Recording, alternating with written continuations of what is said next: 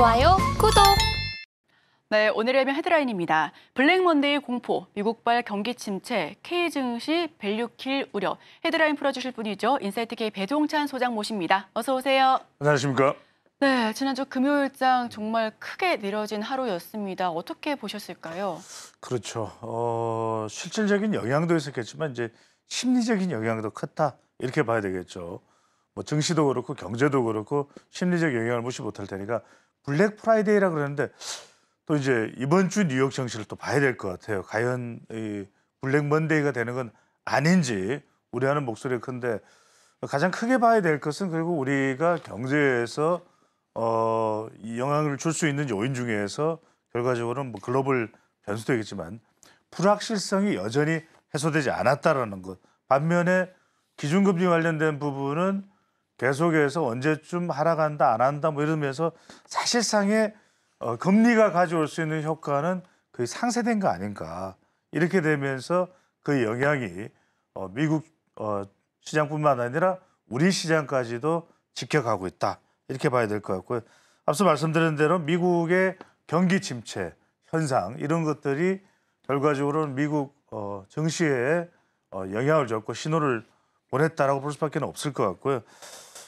블랙 프라이데이에서 블랙 먼데이가 되겠느냐 글쎄 뭐 그렇게 될까 한번 봐야 되겠으나 하겠습니다만 코스피 지수도 2,700선이 무너졌고 앞서 이제 이순혜가 말씀하셨던 대로 가장 큰 낙폭이다 이렇게 말씀을 주셨는데 최근 한 달간의 고점 대비 한 최대 10%포인트까지 낙폭이 되면서 외국인 자금 이탈에 따른 조정 국면이 연출될 수 있다.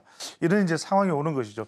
결과적으로는 미국 증시가 저렇게 뭐 블랙 프라이데이다, 블랙 먼데이가 될 수도 있다 이렇게 되면 외국인 자금이 이탈할 수밖에 없거든요. 그게 이제 우리 증시에 영향을 연쇄적으로 줄 수 있다라고 보는 것이 더 이제 정확한 해석과 분석이 될 수 있는데 가장 중요한 것은 미국의 실업률입니다. 미국 7월 실업률이 4.3%까지 이제 상승하면서 10년물 미국 국채 금리가 이제 3.8%까지 이제 급락을 했고요. 이 정도면 이제 우리가 급락이라고 표현을 합니다. S&P 500 지수 상당히 좋았지 않습니까? 뭐 역대 기록을 계속 경신해 나가는 그런 상황이었는데 코스피 지수와 S&P 500 지수가 고점 대비 마이너스 5.7%, 마이너스 7.4%포인트 하락을 한 겁니다. 제가 여기서 좀 강조드리고 싶은 게 결과적으로는 미국에서 가장 패착이 뭐였냐면 저는 고용률이었던 것 같아요. 이 부분에 대한 것을 좀 안배하면서 제가 그 말씀을 드렸던 기억이 납니다. 왜냐하면 지금 하원은 공화당이 지배를 하고 있어요. 그러니까 연준에 계속해서 갈 수 있는 무언의 압박이 기준금리를 조금 더 빨리 내렸으면 하는 것들이 이제 강하게 작동됐을 텐데 이걸 이제 바이든 행정부는 계속해서 좀 이 시기 조율을 해왔겠죠. 그런 부분들이 있었고 또 공화당도 트럼프 대통령을 보면은 금리를 내리는 걸 그렇게 원치는 않아요. 이게 결과적으로는 좀 영향을 준 것 아닌가 이렇게 볼 수 있을 것 같은데 그러다 보니까 이제 경기 침체 논란이 됐고 결국 고용률을 가장 잘 조율할 수 있는 사람이 제닛 옐런 재무장관이거든요. 고용 쪽에 노동경제학에 뭐 거두입니다. 그런데도 불구하고 9월 연방공개시장위원회가 어떤 결정을 내리는 동안 확실한 이제 결정이 내려지는 데 동안은 변동성이 좀 확대되는 건 좀 불가피할 것으로 보이는데 문제는 뭐냐면 이걸 보시면은 확연하게 알 수 있는 게 지금 우리 코스피와 코스닥 시장 전체입니다. 외국인은 가만히 보시면 거의 뭐 1조 가까이 빠져나갔죠. 8월 2월 기준입니다. 그다음에 기관도 보면은 빠져나갔죠. 자, 이걸 지금 개인은 사서 들어왔단 말이에요. 근데 이게 향후에 우상향하는 쪽으로 가면 개인이 그래도 보상을 받을 수 있는데 자칫 잘못하면 외국인과 기관이 빠져나온 걸 개인들이 오히려 이걸 오히려 손해를 마이너스를 받아내는 그런 상황이 되지 않을까라는 부분에는 주의를 할 필요가 있을 것 같습니다. 네, 투자자분들께서는 증시 7 직후에 열릴 우리 증시 그리고 오늘 밤 열릴 미 증시 반드시 짚어보실 텐데요. 우선 계속해서 상방을 높여갔었던 미증시 정말 꿈같이 느껴지기도 합니다. 갑작스럽게 이렇게 악재가 불어닥친 건지 실업률 하나만의 이슈는 아닐 것 같은데 어떤 그렇죠. 이유들이 있을까요? 여러 가지 이유가 다 겹쳤다라고 봐야 될 것 같아요. 첫 번째로는 뭐 실업률도 있겠지만은 그동안 좀 계속해서 긍정적인 신호를 보내왔던 지표 자체도 어느 순간 좀 부정적으로 돌아선 것도 원인이 될 수 꺾이는, 있고 네. 가장 큰 건 투자가 많았던 상황임에도 불구하고 기대했던 실적이 빅테크 기업에서 나오지 않았던 거. 지난주에 말씀드렸던 M7의 실적이 그다지 좋지 않은 심지어는 워렌 버핏까지도 그렇게 애호한던 최애 종목 중에 하나가 애플이에요. 애플을 반 내보냈잖아요. 반 정도 내보냈습니다.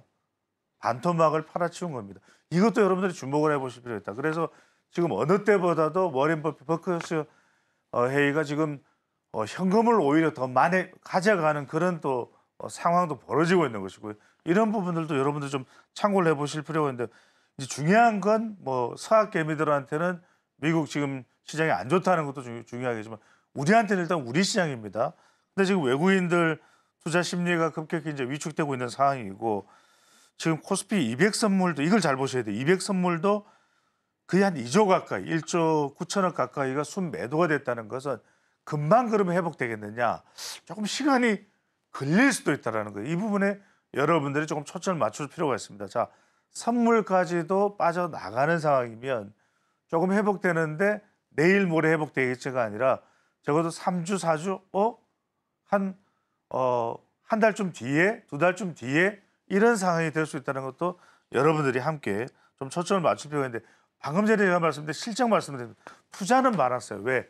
호황이라고 하는 그 착시 현상일 수도 있을 수도 있는 거예요. 물론 그게 아주 장기적으로 그런 상황이 벌어질 건 아니겠지만 그도 말씀드렸지만 빅테크 기업이 상당히 실적 자체가 기대치에 못 미친다라고 하는 것.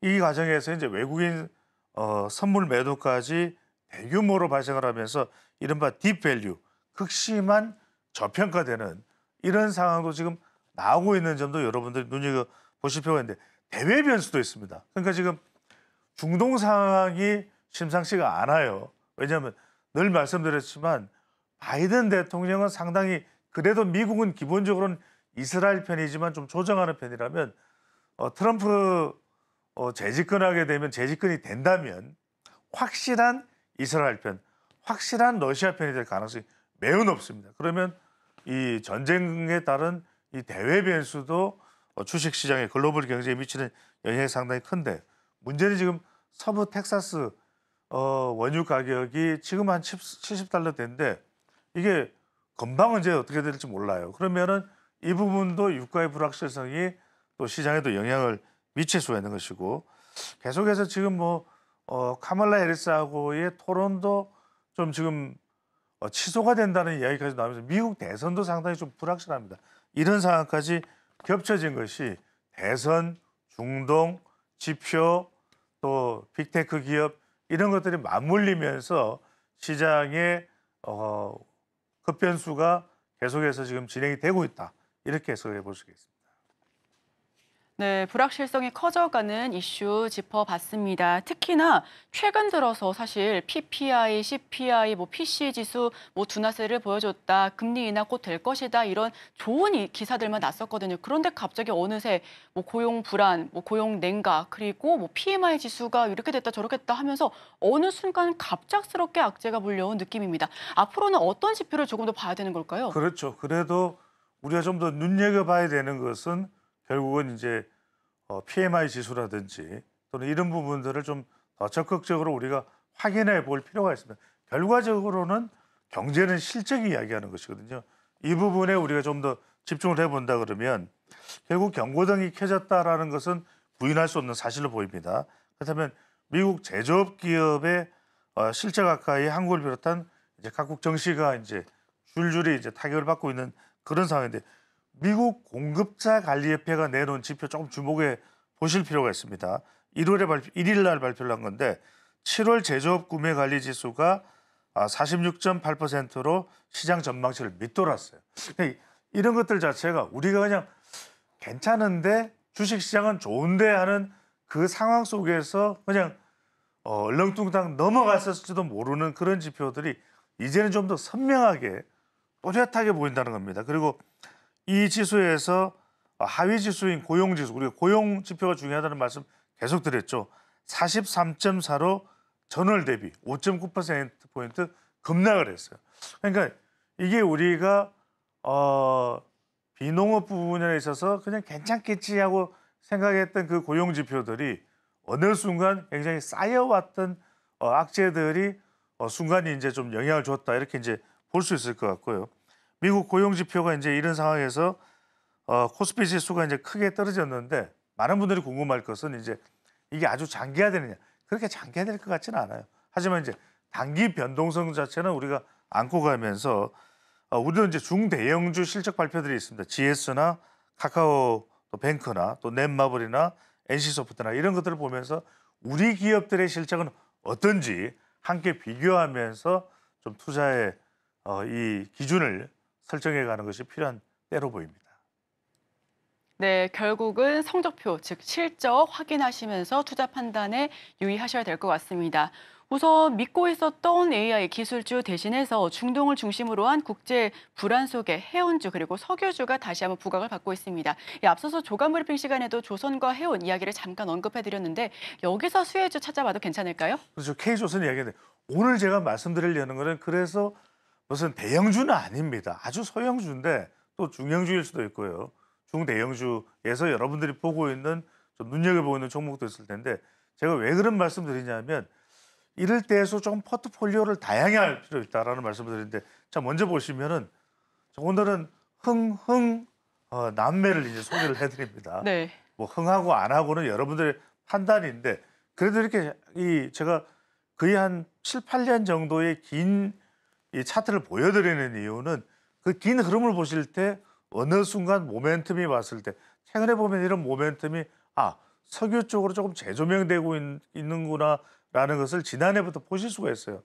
흥구석유인데 이 부분이 뭐 최저가일 때는 2,500원인데 이 종목이 조금 더 한 번 더 눈여겨볼 수 있는 그런데 이제 석유주 전반에 대해서 에너지주 전반에 대해서 아까 이소연 앵커도 브리핑을 했지만 그 부분을 주목해 보라는 차원에서 이제 말씀을 드린 이유는 결국 중동 정세가 불안정해지면 이 상황 속에서 지금 팔레스타인 이 하마스의 최고 지도자 이스마일 하니예가 이란 대통령 취임식에 참석하려고 하는 그 상황에서 이스라엘에 이 테러를 당해서 뭐 테러든 이게 보복이든 간에 하여튼 간에 이 상황에서 피살되면서 중동의 지정학적 긴장이 고조돼 버렸거든요.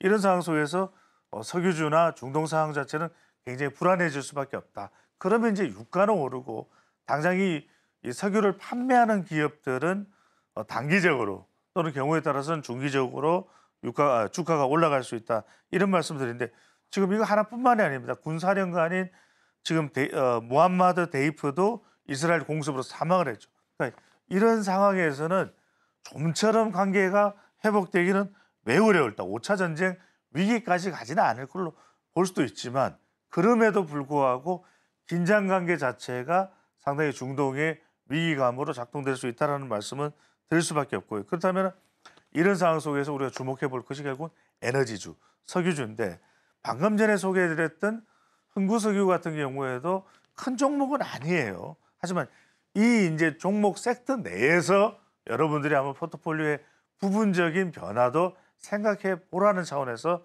오늘 이제 말씀을 드리는 겁니다. 이 외에도 이제 중앙에너비스나 또 S오일, 극동유화, 또 대성에너지 이런 것도 우리가 한국 참고를 해서 봐주시면 좋을 것 같고요.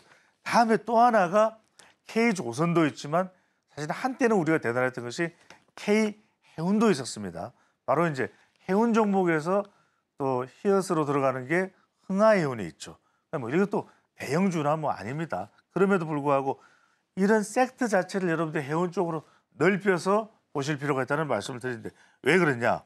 지금 이란 최고 지도자인 이란에서의 하메네이라는 이름을 잘 앞으로도 기억을 해두십시오. 하메네이가 지금 이스라엘에 직접 보복하라라는 명령을 내렸어요. 그러면은 이건 앞으로 이제 호르무즈 해협의 이 위기도 이제 부각될 수밖에 없죠. 또 하나 여러분들이 잊어버리지 말아야 될 홍해입니다. 그 모세가 갈라놓았던 그 홍해가 수에즈 운하가 있는데 이쪽으로 이제는 운송이 또 유럽으로부터의 수송물이 통과되는 것이 아니라 저 아프리카를 돌고 돌아서 와야 될 수도 있어요. 그렇게 되면은 이소장님 이렇게 항로가 길어지면은 이 운임료는 어떻게 되겠어요? 더 커지겠죠. 높아질 수밖에 높아질 없어요. 수밖에 없습니다. 이런 쏠쏠한 이익을 어느 기간까지 챙겨갈지 모릅니다. 그게 짧을 수도 있지만 상당히 또 길어질 수 있다. 그런 차원에서는 하반기 내내 이런 상황이 지속될 수 있기 때문에 차트를 바로 보시면은 자 이건 왜 제가 이거 긴 걸 보여드리면 한때는 3만 원 가까이 갔던 이 종목이 흥하해운이 뭐 안 좋고 해운이 워낙 안 좋았잖아요. HMM도 그랬었고 그랬는데 이제는 이 부분을 조금 탈피할 시점에 와 있지 않느냐 이런 말씀을 드릴 수 있어서 지금이 거의 이제 바닥에 와 있는 정도의 지점이라는 점에서 공급 과잉을 눈앞에 둔 시점에서 해운업종 관련해서 좀 트레이딩 바이를 좀 할 수 있는 그런 매수 기회가 될 수 있다는 차원에서 분석을 해드립니다. 좋아요, 구독.